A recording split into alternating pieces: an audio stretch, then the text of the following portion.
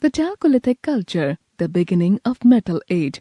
The transition from the use of stone to metal was slow and gradual.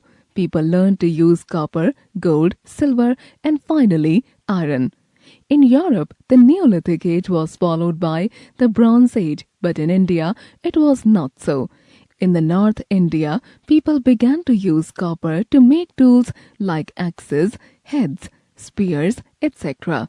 This period after the Neolithic Age, when copper was used along with tiny stone implements, is termed as the Chalcolithic Age. In India, there was no Bronze Age as such. The use of bronze here started in the Copper Age, so we generally call this intermediate age the Copper and Bronze Age. The use of iron started much later, which marked the beginning of the Iron Age in India. Features of the Chalcolithic Age.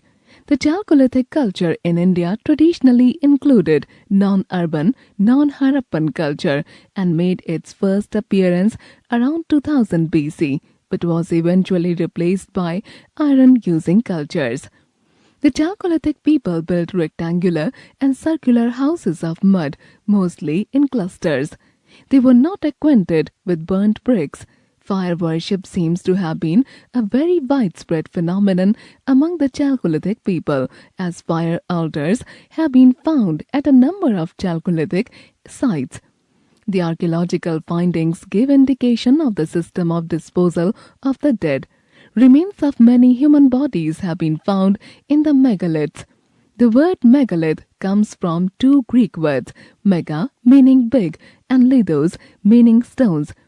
Megaliths therefore means big or large stones. The megaliths were burials in graveyards away from the area where people lived.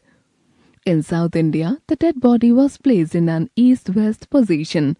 In graves at Chandoli and Nivasa in West Maharashtra, some children were buried along with copper bead necklaces.